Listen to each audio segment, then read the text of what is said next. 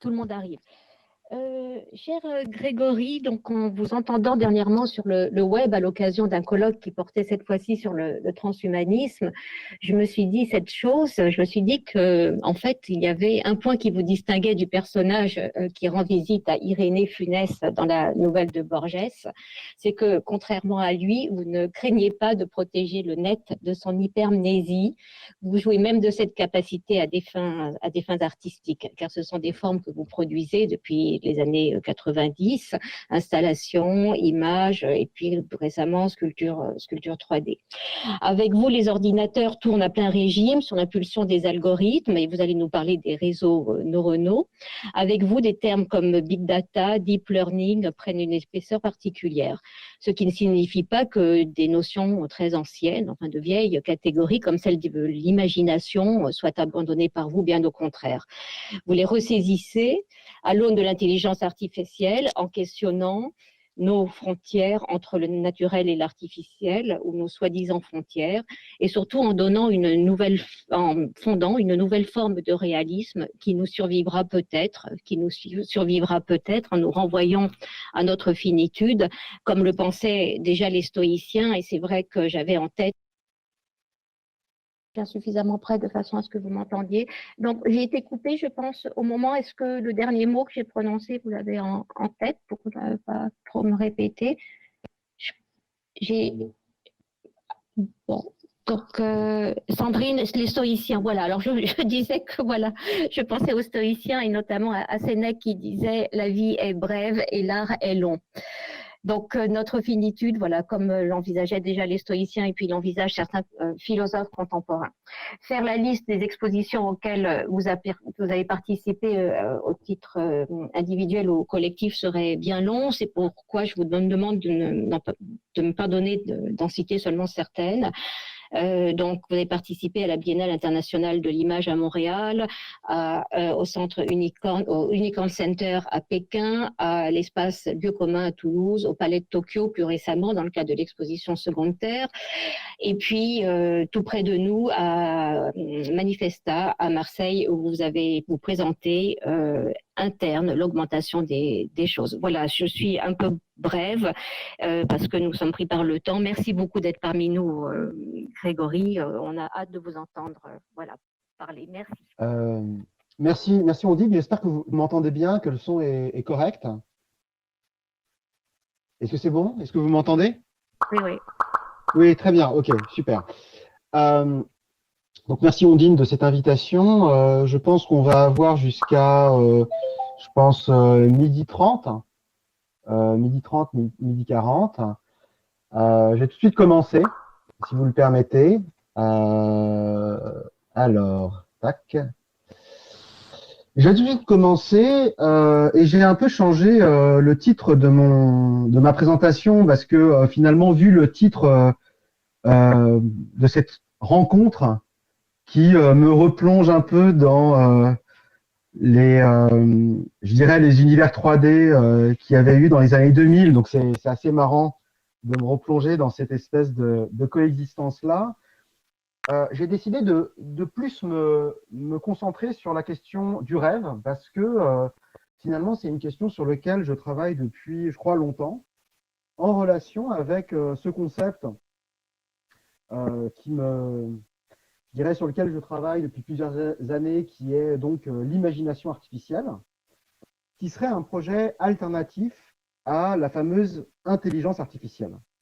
Et j'aimerais, lors de cette présentation, essayer de vous convaincre que une nouvelle forme de réalisme apparaît avec ces réseaux récursifs de neurones, moment extrêmement émouvant de l'histoire, tout aussi bien technique que de l'image, qui sont deux histoires entrelacées, et aussi, par anticipation, possiblement, moment historique de l'histoire de l'art.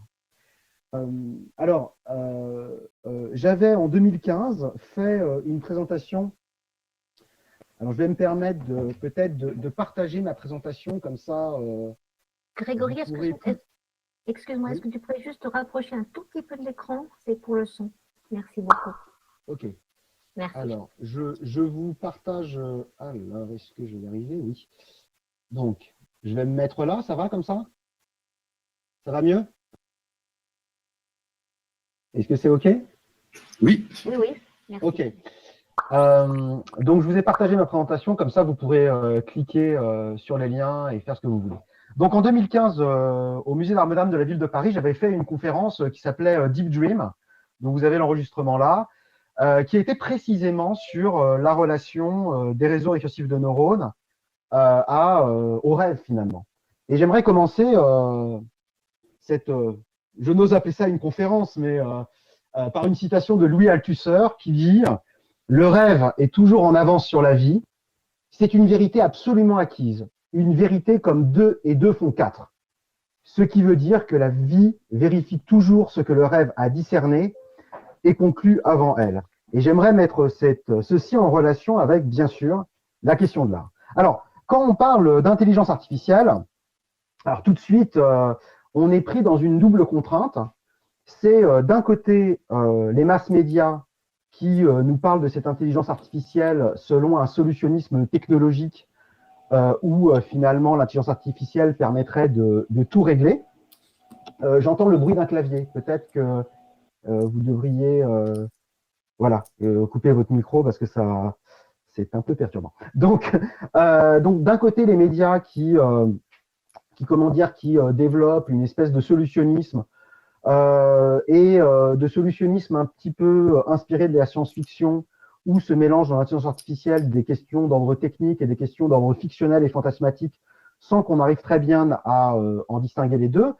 Donc ça, c'est la partie enthousiasme. Et puis la partie conjuratoire, avec toute l'ambivalence sur laquelle je reviendrai de la conjuration, c'est dans les sciences humaines et beaucoup aussi dans les arts, l'idée qu'il faudrait déconstruire, il faudrait critiquer l'intelligence artificielle parce que, pour deux raisons. D'abord, l'intelligence artificielle serait l'outil de nouveaux systèmes totalitaires et de surveillance, mais aussi parce que derrière l'intelligence artificielle se cacheraient finalement des êtres humains, qu'on appelle donc les fameux travailleurs du clic, et que finalement, l'intelligence artificielle serait une espèce de simulacre d'intelligence, et la plupart des startups utiliseraient des gens derrière ces prétendus logiciels, et finalement, ce serait une forme de précarisation et d'exploitation des individus. Et c'est vrai que dans les sciences humaines et sociales, le rapport à l'intelligence artificielle s'est beaucoup développé autour de cette critique, comme si ainsi les sciences humaines revêtaient un rôle un peu politique de critique. Alors j'aimerais proposer, à la suite de Jacques Derrida dans Spectre de Marx, le concept d'enthousiasme conjuratoire pour montrer qu'il y a une certaine forme de solidarité entre les deux, entre la promesse démesurée de l'innovation et un peu ridicule, son solutionnisme, et aussi la critique de l'intelligence artificielle qui, dans le domaine des arts, a consisté principalement à dire que les réseaux récursifs de neurones, c'était pas du vrai art, c'était pas vraiment de l'art, parce que c'est pas autonome. Avec l'idée derrière, un présupposé commun, que les activités humaines dont l'art serait un signe, un symptôme fondamental dans la modernité, et bien que cette activité humaine serait autonome, que l'artiste serait l'image même de l'autonomie, de l'indépendance et même de la liberté. Je crois que cette critique et ce solutionnisme enthousiaste sont deux faces d'un même phénomène qui, en fin de compte, bloque une situation, c'est-à-dire empêche de voir ce que peut l'intelligence artificielle, que j'appellerais maintenant des réseaux de neurones, parce que la notion d'intelligence me semble trop surdéterminée et ne me semble absolument pas correspondre à ce qui est en jeu. C'est un terme qui me semble inexact. Et que cette double position d'enthousiasme conjuratoire empêche d'expérimenter ces réseaux de neurones. Et j'aimerais vous proposer, dans cette conférence, d'expérimenter un tout petit peu l'intelligence artificielle à travers certains de mes travaux, c'est-à-dire finalement de rêver et de voir la question du rêve, si importante dans l'histoire de l'art. On ne peut citer que les surréalistes, mais tant d'autres encore, revenir très très étrangement, non pas par l'intermédiaire d'une surréalité, je dirais intuitive, mais par le biais du calcul, et du calcul le plus stupide qui soit, c'est-à-dire le calcul de l'induction statistique. Alors, je parlerai plus précisément de ce que cela veut dire. Alors, le premier élément pour aborder cette question du rêve du rêve des réseaux récursifs de neurones, c'est de commencer par, comme l'a dit Ondine, la situation historique, historiale pourrait-on presque dire, dans laquelle nous a plongé depuis 20 ans le web. En effet, je crois qu'aucune autre civilisation n'a plus que nous accumulé des données, des archives, d'une manière même, d'une part, qui dépasse notre capacité à y accéder une seconde fois, c'est-à-dire à remémorer la mémoire, mais tant et si bien que d'ailleurs ces médias sont maintenant automatiquement produits, on le sait bien, ce n'est pas la peine de le répéter, par exemple, des caméras de surveillance qui génèrent des millions et des millions et des millions d'images tous les jours que personne ne regarde, que personne ne peut regarder, parce que notre système nerveux, notre système perceptif n'est pas à la mesure de toutes ces données accumulées et de la temporalité qu'il faudrait pour les consulter. Et là, il y a un paradoxe qu'on voit apparaître, qui est que si ces données sont bien d'origine humaine, malgré tout, le réseau est bien une production de l'être humain, ces productions humaines dépassent nos capacités. Et là, il y a un paradoxe, que moi j'appelle le paradoxe anthropo-technologique, c'est-à-dire le fait que nous pouvons produire des choses qui, quantitativement et donc qualitativement comme conséquence, surpassent nos capacités.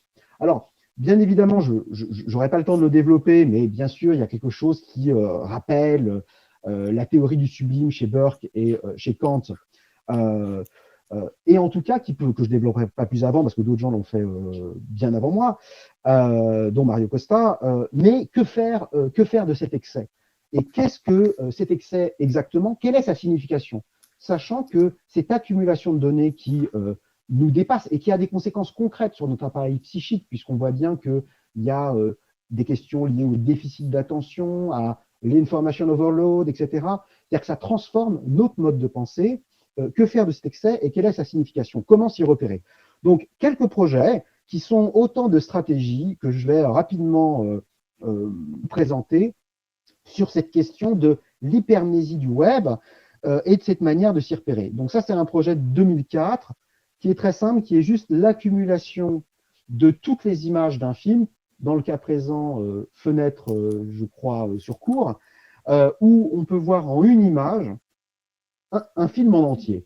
Et là, il y a un effet de condensation dont la plasticité est très symptomatique d'un layering, de multiples couches qui se superposent et dans lequel nous essayons de deviner des images.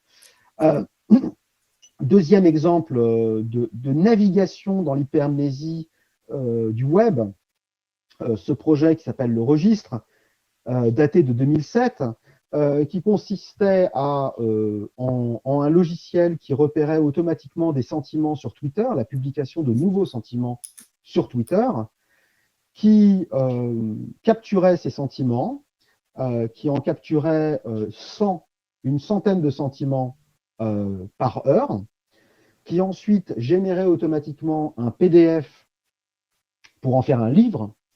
Et ce PDF était automatiquement envoyé sur un site d'impression à la demande qui s'appelle Lulu et qui permettait donc d'imprimer un livre par heure.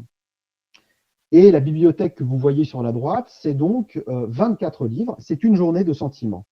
La sortie des publications d'Internet sur du papier, c'est-à-dire cet étrange mouvement un peu régressif et un peu intempestif en termes de médias, en termes d'archéologie des médias, de revenir au papier, permettait de ramener ces sentiments à une forme de matérialité et surtout de montrer dans un objet fini le caractère infini de son développement par l'intermédiaire, je n'ai pas le temps de le développer, mais de ces technologies qui sont arrivées de manière contemporaine au web, qui sont des techniques de production industrielle à l'unité, c'est-à-dire ces fameuses productions à la demande, et donc des outils industriels qui ne sont plus des outils industriels qui fonctionnent sur le moule et l'injection, et là la manière de produire matériel est très importante, parce que ça suppose qu'on doit produire le même exemplaire beaucoup de fois, parce qu'il y a ce qu'on appelle des économies d'échelle, alors qu'avec l'impression à la demande, on sort de cette économie d'échelle,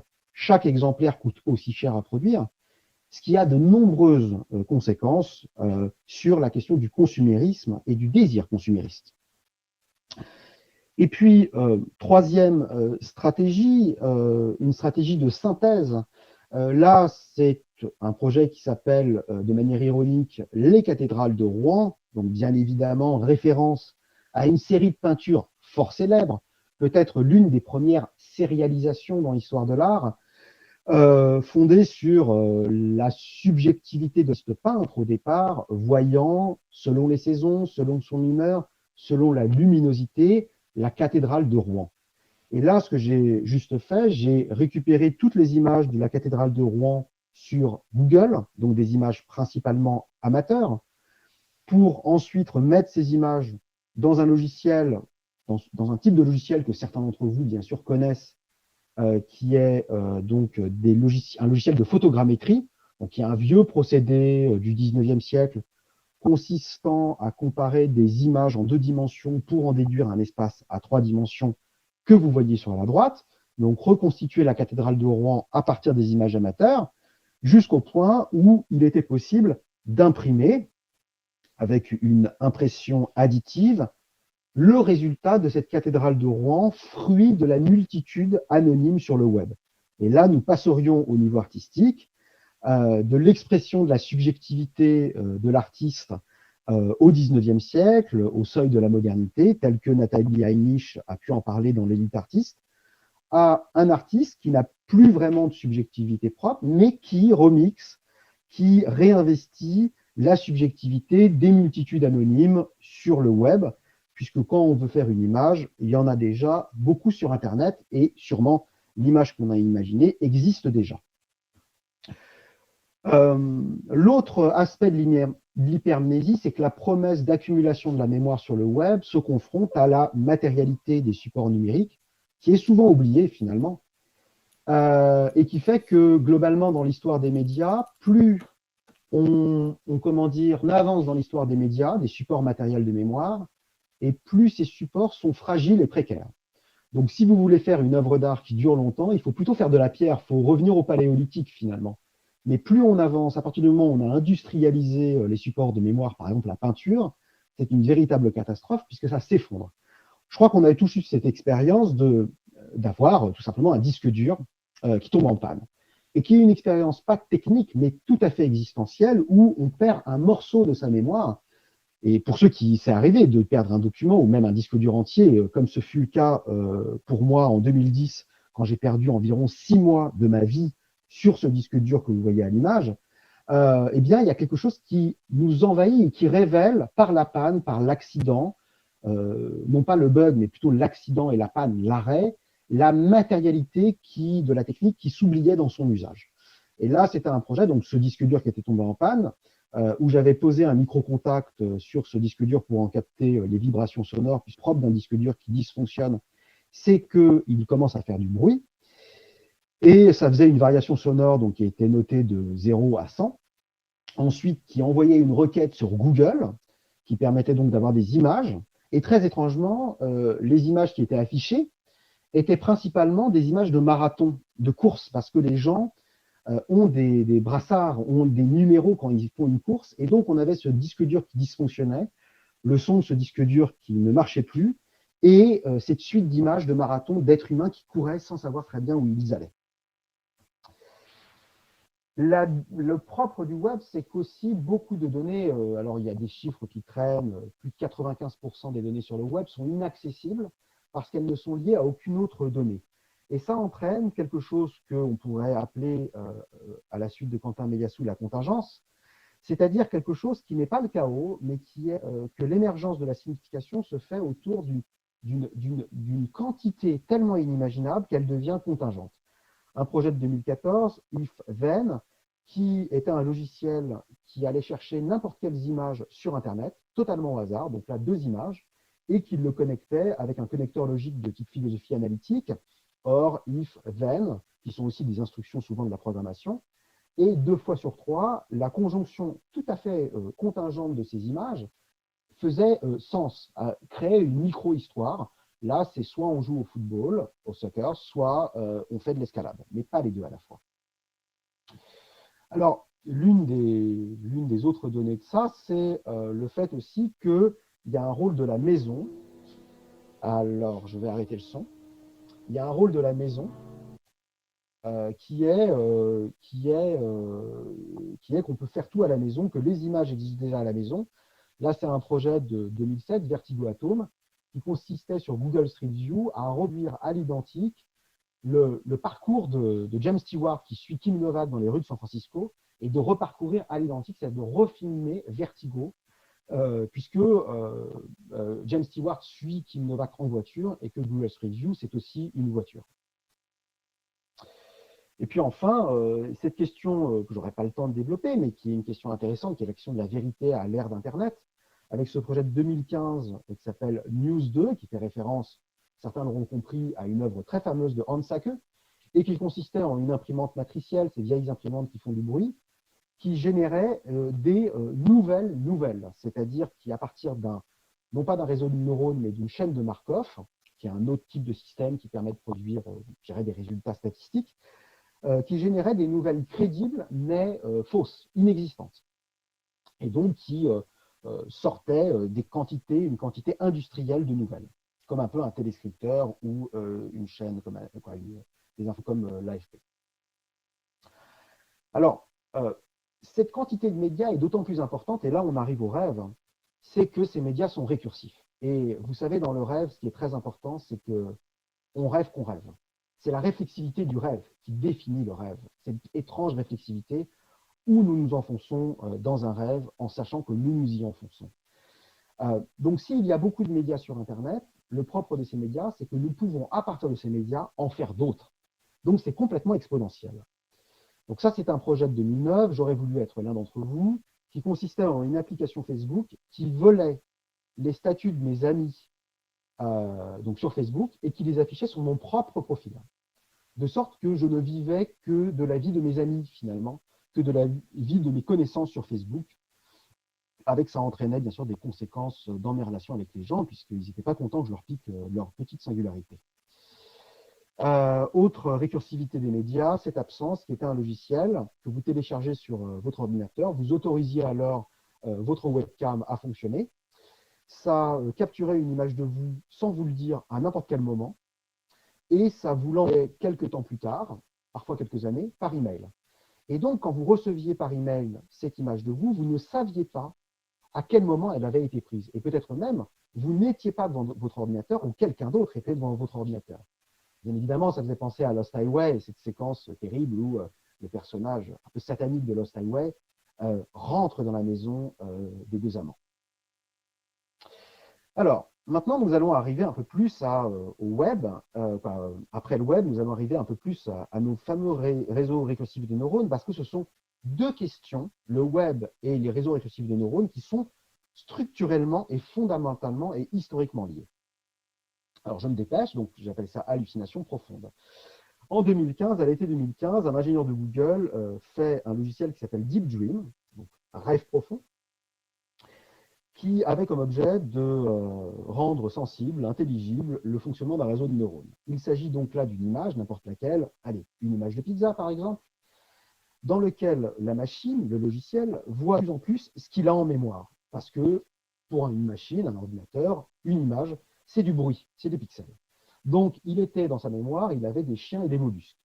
Et donc jusqu'au moment où on voit simultanément la pizza et ce qu'il a en mémoire. Bien évidemment, ce qui nous a tous surpris, parce que ce n'était pas volontaire de la part de l'ingénieur de Google, c'est que ces images ressemblent étonnamment à une hallucination psychédélique sous LSD. Et que donc il y aurait une relation structurelle, fonctionnelle, entre la manière dont fonctionnent ces réseaux de neurones et le cortex visuel.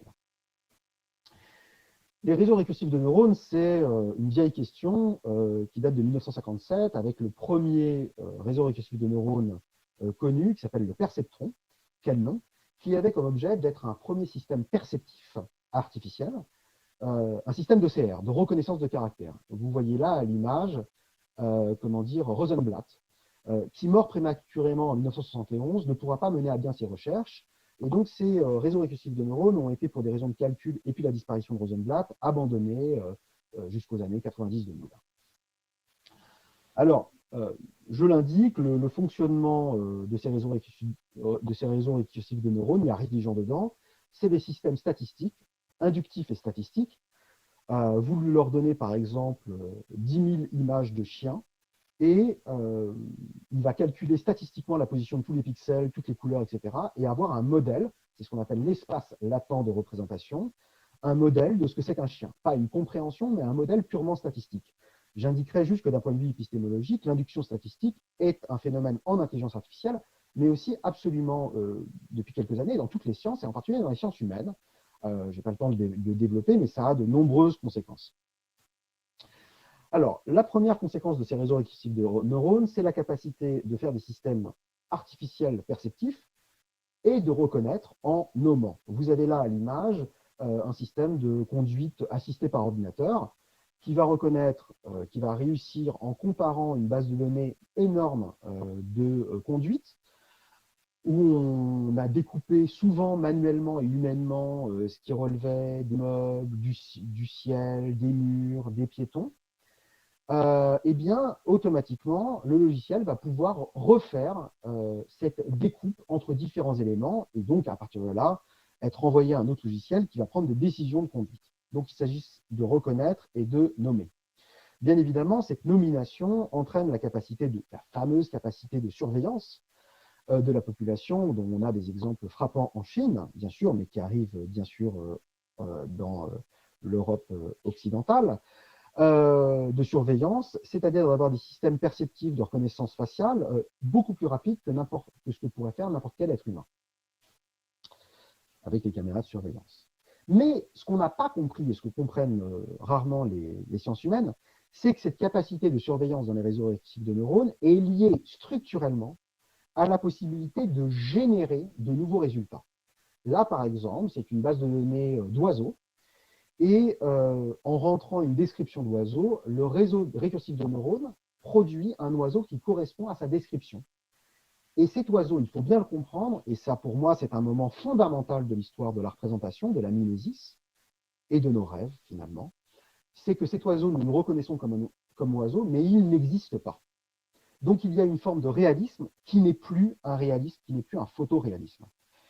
Avec ces réseaux récursifs de neurones, il devient aussi possible de modifier des documents existants. Là, par exemple, dans le domaine de la mode, ça permet d'avoir quelqu'un et de changer sa position, ou encore, grâce au fameux deepfake, de pouvoir rajeunir, en alimentant, de rajeunir, là c'est le film de Scorsese avec Robert De Niro, de rajeunir l'acteur, parce que là, c'est un réseau récursif de neurones qui a été inventé par les anciens films de Robert De Niro. Ou encore de faire jouer un film par un autre acteur. Là, vous voyez Jim Carrey et dans le film de Stanley Kubrick. Alors, nous passons donc, et ça c'est un point qui m'intéresse fondamentalement, de la surveillance à la métamorphose, pour reprendre ce concept d'Emmanuel Ecochia et d'Ovide. Là, Skinprint 2017, c'est un travail avec un réseau récursif de neurones que j'ai réalisé en récupérant une base de données de la police allemande qui sert habituellement sur les crimes à repérer, c'est des empreintes de pas, des empreintes digitales. Et donc, en donnant ces empreintes de pas à un réseau récursif de neurones, le réseau récursif de neurones a produit de nouvelles empreintes, en fin de compte, qui n'existent pas. Et là, on voit bien évidemment la possibilité de submerger le réseau d'informations réalistes, mais irréelles, ce qui pourrait être une bonne définition de l'art. Autre exemple de surveillance et de métamorphose, là c'est une base de données qu'on appelle un dataset médical pour faire des diagnostics de cancer sur la peau qui génèrent de nouvelles possibilités de cancer épidermique. Donc ça s'appelle Second Skin. Ou encore une base de données de visage qui sert habituellement à la reconnaissance faciale,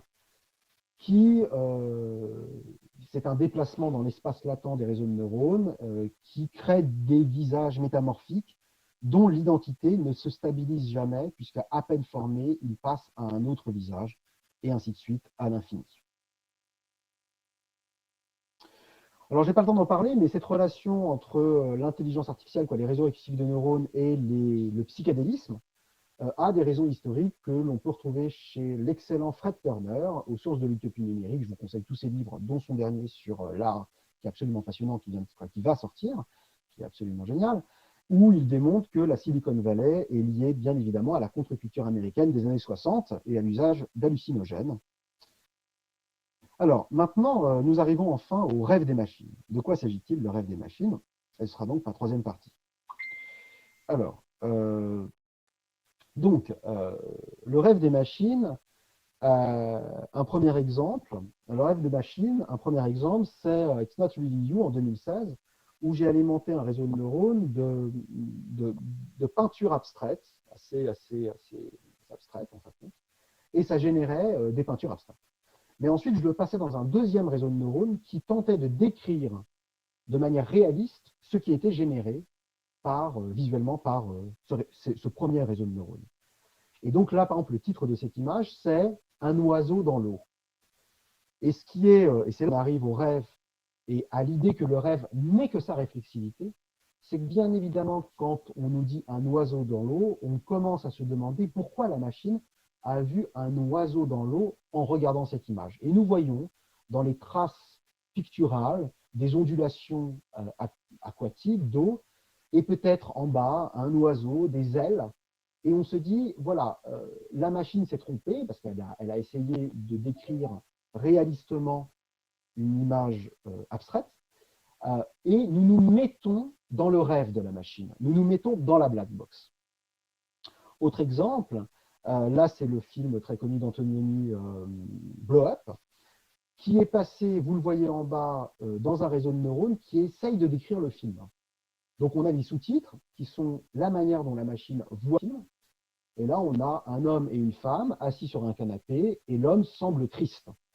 Bien évidemment, là encore, les erreurs de la machine sont interprétées par nous comme un surplus fictionnel. Et quand nous regardons l'ensemble du projet donc de Blow Up sous-titré par une intelligence artificielle, une autre histoire apparaît, une histoire cohérente, un peu surréaliste, j'y reviendrai, mais qui n'est pas la même histoire que l'histoire originale, qui est une autre histoire. Donc nous pourrions, à partir des films déjà existants, en créer plein d'autres. Et puis un projet de 2014, Memory Centers, The Dreaming Machine, là dans une formulation à Montréal, mais c'est un projet qui, en 2015 je pense, mais en 2014 il existait déjà, qui est donc une base de données californienne faite à l'université de Santa Clara par 2 psychologues, de 20 000 rêves, qui depuis 15 ans retranscrivent des rêves par écrit, qui est passé par une chaîne de Markov, ça crée de nouveaux rêves, et ensuite, suivant les mots-clés dans ces rêves générés, dont on entend la voix, ça envoie une requête sur Internet et ça l'illustre d'images qui correspondent aux rêves, avec bien sûr des décalages, comme nous le savons tous, entre les mots que nous rentrons dans le visuel et les images que nous avons. Et là, avec ce triptyque, ça crée une espèce de rêve permanent. Une autre version de ce projet, je ressemblerai à ce que vous avez été aux tanneries en France, où là, ça a été fait avec des réseaux récursifs de neurones ou des images générées. C'était des images dites d'imagination artificielle. Je passe quelques images pour vous montrer. Et encore, là aussi, quelques images générées de réseaux de neurones artificiels. Dans ces images que nous voyons, très rapidement, comme ça, passant à une vitesse folle, c'est des images qui nous semblent réalistes, mais qui ne sont pas réelles. Et ça, l'apparition d'un réalisme qui n'est pas réel, qui n'est pas la capture de la réalité, c'est très intéressant. Alors, donc ça, c'est un autre projet. Pour vous donner des exemples d'images générées que je génère avec des réseaux récursifs de neurones. Alors, ce qu'on voit dans cette image, et aussi dans la suivante, c'est une image incontestablement réaliste, mais qui n'est plus photoréaliste. C'est-à-dire qu'il n'est plus un dispositif optique de capture de la réalité, même si les réseaux récursifs de neurones utilisent ces images photographiques, ces photographies, ce n'est pas pour produire des photographies, c'est pour produire ce que je pourrais appeler un data réalisme, ou encore ce que nous pourrions appeler un réalisme du possible. Ces images sont des réalismes possibles. Et ça pose plein de questions philosophiques. Non pas virtuelles, mais possibles, j'insiste. Ça pose plein de questions philosophiques absolument passionnantes sur le régime de la possibilité dans la réalité. Ce que nous voyons aussi dans ces images, si vous les observez bien, c'est le caractère hybride de ces images. Là, par exemple, une montagne qui est hybridée avec un oiseau dont nous voyons l'œil. Donc, une métamorphose vraiment où toute chose, toute réalité peut dépasser la catégorie auquel elle appartient originairement et se transformer en autre chose. Et ce que nous voyons aussi dans ces images, c'est le caractère très explicitement surréaliste. Et c'est ce que j'appellerais un surréalisme involontaire, parce qu'il n'était pas question dans ces images de faire du Dali ou des choses comme ça, mais elle réactive le surréalisme, mais d'une manière complètement inattendue par l'intermédiaire de logiciels inductifs et statistiques. Alors, quatrième partie et dernière partie, je suis désolé d'être long, mais c'est ce que j'aimerais proposer, c'est que ce nouveau réalisme pourrait ouvrir une époque post-contemporaine où le temps ne serait plus contemporain de lui-même, ne serait plus présent à lui-même, et où l'art ne serait plus non plus contemporain, mais post-contemporain. Alors ça, c'est un projet de 2018 à Montréal, à l'UDM, qui s'appelle Le Sacrifice. Alors je vous parle tout de même de ce projet parce qu'il est assez étonnant. Puisque c'était avant la pandémie, c'est des imageries que j'ai filmées, où j'ai passé à un réseau de neurones je lui ai donné des informations pour qu'il devienne paranoïaque, en fait. C'est des textes complotistes, les derniers textes de Philippe Cadic, etc. Et donc, le réseau de neurones tentait de décrire ces images, mais de manière complètement paranoïaque, ce qui fait qu'il voyait partout des accidents, tout le monde mourait dans les images. Et là, il y avait une espèce de machine qui rêvait ces images, à partir de sa mémoire, qui est bien sûr la mémoire du web. Donc ça, c'était aussi des sculptures qui étaient associées à ce dispositif. Et puis, pour moi, un dispositif important qui s'appelle Télofossile. Alors, je n'ai pas le temps d'en parler en long, en large, en travers, mais ça a été tout un projet, toute une série de travail sur ce que j'appellerais non pas l'anthropocène, mais l'extinction. C'est-à-dire de penser que la disparition de l'espèce humaine peut rationnellement arriver, ce n'est pas seulement une perspective cataclysmique, c'est aussi un point qui peut arriver à moyen terme, on va dire. Et c'est des projets d'exposition où l'espèce humaine aurait disparu et où une autre intelligence, dont la nature est indéfinie, ferait de l'archéologie de notre civilisation. Et le paradoxe, c'est que les dernières traces de la civilisation humaine seraient les plus prêtes, puisque nous avons une production industrielle. Donc les télofossiles, c'est les fossiles de la faim. Et c'est à ce moment-là, d'ailleurs, en travaillant sur ce projet, que j'ai rencontré le livre de Quentin Meillassoux, Après la finitude, qui a la notion antonyme de ça, qui est l'archéfossile. Et là, alors je vous montre aussi cette image, parce que c'est très étonnant, c'est que ça a été une exposition faite là alors je l'ai faite à plusieurs endroits, Taïwan, en Chine, et je l'ai faite en Chine, entre autres à Wuhan, la fameuse ville de Wuhan, qui est donc l'origine de cette pandémie que nous vivons actuellement, où, d'ailleurs, c'est l'exposition, ma plus grosse exposition, puisque j'ai eu 1 million de visiteurs. Et c'était donc au musée historique de Hubei, qui est un musée d'archéologie, où j'avais inséré des pièces d'archéologie contemporaine. Je les avais infiltrées dans les pièces, je dirais, dans les autres pièces. Et donc voilà, je passe ça. Je passe ça aussi parce que je ne vais pas avoir le temps d'en parler. Mais tout de même rapidement, j'en ai pour 5 minutes encore. Ça, c'est une image très émouvante. C'est bien sûr l'image de la gare de Ciotat, vous savez, qui est cette espèce de mythologie dont on va pas reparler, qui est passée par un réseau de neurones qui va augmenter la définition de l'image et surtout corriger les défauts, les manques, les lacunes, les graphines sur l'image. Et quand on regarde sur YouTube cette vidéo et d'autres vidéos d'archives qui sont upscalées par l'intelligence artificielle, par les réseaux récursifs de neurones, il y a un effet très étrange qui est un effet de réalité. Brutalement, ces images ressemblent presque à des images vidéo des années 70 sur Portapac, presque une installation de Peter Campus, parce que elle change, la qualité de l'image change et l'effet de réalité change. Et nous comprenons, je dirais rétrospectivement, que le photoréalisme, depuis la révolution industrielle, avait tout de même défini un effet de réalité qui aujourd'hui est troublé par ces réseaux récursifs de neurones et cette hypermnésie du web. En tout cas, qui n'est plus à la mesure de l'hypermnésie du web. Alors, ça mène à une question une question finale finalement, qui est qu'il y ait une proposition, qu'il y ait une hypothèse, une spéculation.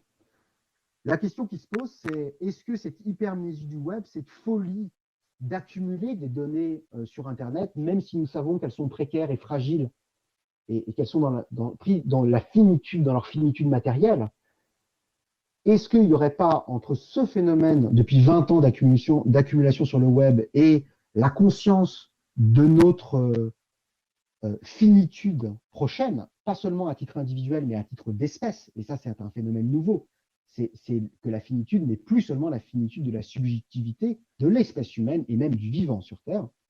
Est-ce que ces deux phénomènes ne sont pas coordonnés? Est-ce que nous n'accumulerions pas les données sur Internet pour le dire par une phrase un peu lapidaire, pour créer un monument par anticipation à l'espèce que nous avons été et qui est en train de disparaître? Est-ce que ce ne serait pas nos pyramides finalement? Surtout que, avec ces données, ce n'est pas seulement l'accumulation de ces données, c'est la possibilité de les ressusciter, de les faire advenir dans leur processus et dans leur individuation une seconde fois, puisqu'on l'a vu avec ces réseaux de neurones, ça permet de faire germiner à partir d'un stock d'images de nouvelles images. Donc là, c'était un projet de 2017 qui s'appelle Le jour de notre mort. C'est un site mormon qui liste tous les morts de la journée sur Internet. Donc tous les gens qui sont morts aux États-Unis, principalement. Et donc pendant 24 heures, j'ai fait une espèce de documentaire performance où j'ai été chercher tout ce que je pouvais trouver sur Internet sur chacun de ces morts. Et donc, bien sûr, j'allais souvent sur Facebook, j'allais sur Google Street View retrouver leur adresse, leur maison, etc. Puisque, comme vous le savez, Facebook, dans quelques années, il y aura plus de profils de gens morts que de gens vivants. Et donc, peut-être que le web, c'est un immense cimetière. Ça a mené à ce projet qui est une installation assez développée qui s'appelle Terre Seconde, qui est donc la fiction d'une machine qui, après la disparition de l'espèce humaine et peut-être même la disparition de la Terre, produirait une deuxième Terre qui serait composée d'images, mais aussi, il y avait une grande imprimante 3D que vous voyez sur la gauche, et qui imprimait des organismes possibles. En fin de compte, c'était un réseau de neurones qui était nourri de plein de fichiers 3D, d'organismes des dinosaures jusqu'à nos jours, et qui générait de nouveaux organismes. Et donc l'exposition se remplissait progressivement. Au moment du vernissage, c'était relativement vide, et puis se remplissait jusqu'à saturation à la fin de l'exposition. Je vous montre quelques images d'organismes, d'impression 3D, et de l'unité centrale, qui calculait tout en fin de compte. Il y avait aussi un système de réalité virtuelle, il y avait différentes choses. Alors, pour finir, j'aimerais vous parler de Roman. Roman, c'était un jeune russe de 25 ans, très sympathique selon mes amis, qui faisait partie vraiment de la vie nocturne moscovite, des startups, de la vie culturelle. Et Roman a été écrasé par une voiture à l'âge de 20 ans, brutalement, laissant sa famille dans l'impossibilité de faire le travail de deuil. À droite, vous voyez son amie Eugénia. Eugénia qui a une entreprise, une start-up de chatbot en réseau récursif de neurones et qui a demandé à ses amis, à sa famille, de lui donner tous les textes qu'avait écrit Roman, les chats, les emails, absolument tout, pour nourrir le réseau récursif de neurones.